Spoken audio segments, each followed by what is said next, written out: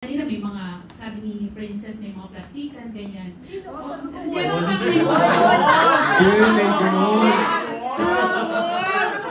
tinanong mo pa nga sila, diba? Na-feel mo ba yun? Wala. Pero totoo po yan. Sorry, sasabihin. Gusto lang po ako i-share. Kasi, syempre sa ASAP, any stage. Tayo lang to. Or any stage. Kasi mararamdaman niya yung, even now, mararamdaman mo yung energy ng isang tao. If that person will support you, or if that person is looking at you and waiting for you to make a mistake or something, or even, basta dito po sa grupo namin, ang napakasarap talaga is nagsusupport. Nagsusuportahan po ang lahat. Kasi mararamdaman mo yun na everyone is willing, that person who's doing the solo, to do the best that she or he can with the song. And yun yung masarap sa group niya. Teka lang, ako na pero hindi daw talaga yung tanong niya. Pero hindi pa niya nasatanong. Sabi pa lang niya, di ba? O di ba sa showbiz yung mga plastikan? Kasi yun pa lang yun. Yun pa lang. Sabi niya, ito ng gugot. Parang gusto niyo na magbigay ng laban. May na-experience. May ano ko ng mic. Hindi may na-experience. Hindi ko city. Tayo lang to. Hindi may na-experience mo kasi ako before. Na kunyari, blocking. Siyempre, bago ka magpa-perform. Plastikan yan. O, dito ka. City, dito ka. Okay, so dun ako. Nung time na yun, napunta ako sa gitna. Nung sumalang na kami, inurong na niya ako dun sa gilid. Ako na siya. So, may mga ganyan. Clue, anong pangalan niya? Initials. Nasa asa ko ba siya? Nandun pa ba yan? Ano ba? Initials. Sino pa-blocking mo nun? Medyo... Anong hit song niya? Yun na lang. Ayan, a konting push pa kay City. Yung wine, nilabas yung wine. Pero reaching that point na nararamdaman nyo ang solid yung friendship nyo, meron bang time yung nag-uumpisa kayo na parang hindi rin kayo masyadong sa isa't isa? Meron parang aloof pa, di ba? Gano'n naman, hindi naman agad, awkward. Hindi naman agad na, na kami. So, pa-share lang ng gano'ng experience. Ako siguro yung unang experience ng yung awkward feeling. Misunderstood. Kasi yung ASAP, ano oras ba yung call time natin? 8 AM, di ba?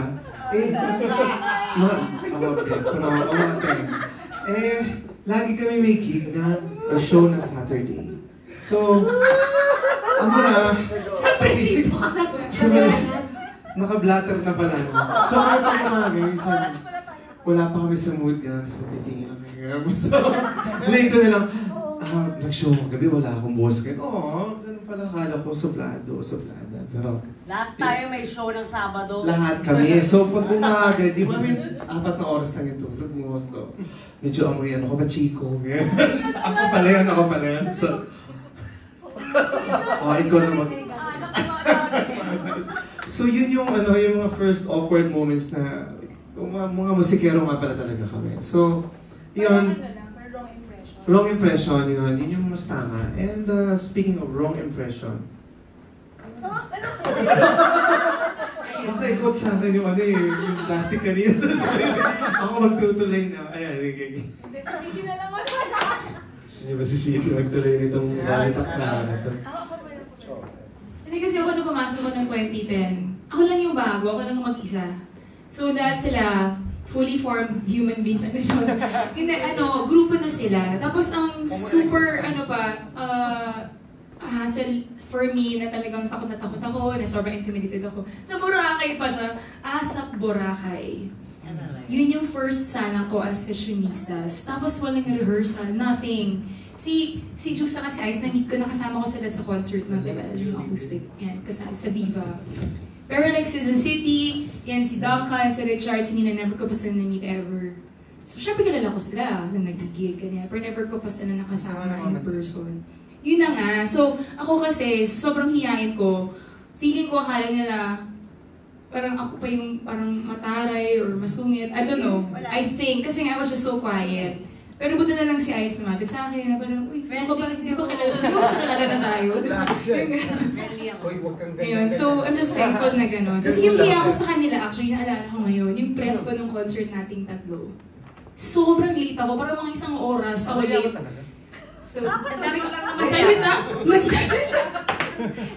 Pero, sobrang hiya ako nun, pero as in nagdadrive ako mag-isa, tapos sobrang na-stuck ako sa traffic, at umiiyak na ako kasi... Oo, yun, tayo. Hanggang ngayon, Hindi ko po alam kung matutuloy yung concert sa nangyayari nito dahil parang Hindi, nagkakalakasan pero po. ano ba yun? Makahuli na po ito gusto ko lang kaya. Disclaimer lang para... Hindi, I just remember that, Rando. But I'm just really thankful, yan, kala Ice, kay June, na talagang sa Boracay yun, sa ano pa yun, yung sa Shangri-La na parang VIP Eco. The VIP, ASAP eh. Tapos parang kumapit sa Las Altas, pero pinakilala na kay Richard, kay Nina, kay City. Kadangkan. Ayan. So, wala po sila ngayon eh. So, yun. So, I'm just really thankful that then you reached out kasi para akong new student sa school na walang kakilala. Ganun yung feeling ko.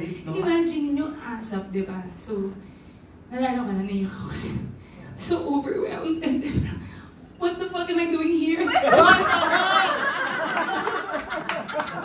Oh, naka-live pa siya. Sa pagbabalik ng Fashionistas! Cancel na po, cancel. Interview din ito.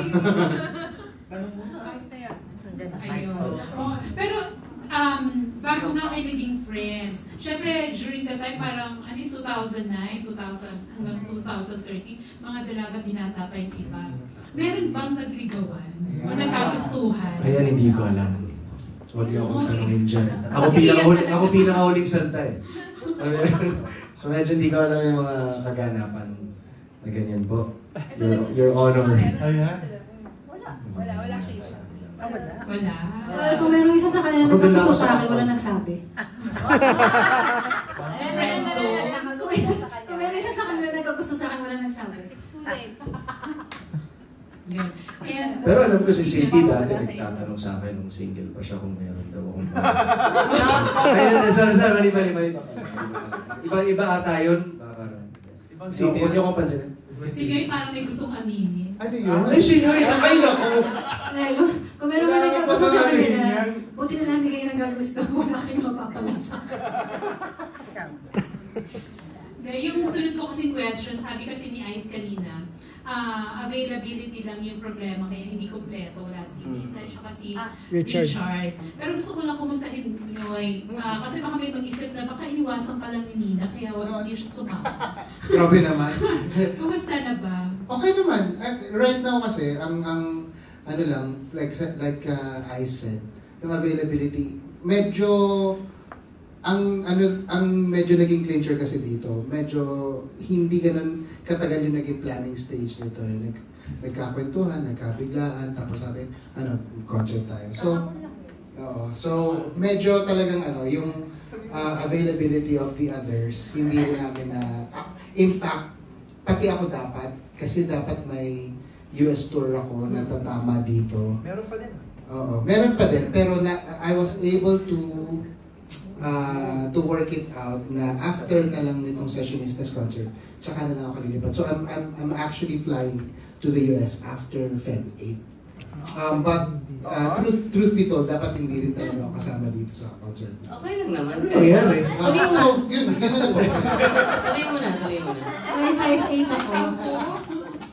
Pero si Richard po, availability din ang problema niya. Yes, so I messaged the management, Cornerstone, and yun yung reply nila sa akin that meron yatang availability issues. So, yeah.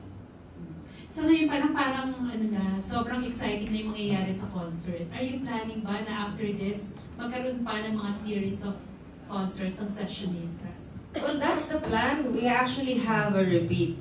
Hindi pa repeat, day 2. Day 2. Meron? April. Ano ba kaibahan? Kasi dapat nangyari na. Ha? Okay. Promoting ito already.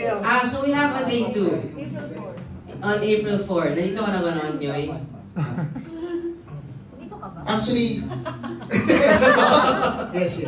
Yes. So we have a day 2 on April 4th, still on the same venue at the theater at Soler. Ito pala eh. Ayan, basahin nyo na lang. Ay! Ngayon mo yung nakita yan na. Parang Kung makikita nyo, medyo mukhang problemado dyan. Kasi baka hindi ako kasama sa kaya makikita nyo yung mukha ko dyan. So may day 2 na tayo. So kasi the tickets are really, selling well. So, nag-open na kami for day 2. O may possibility daw ba na sa day 2 pwede na yung dalawa? We'll check again.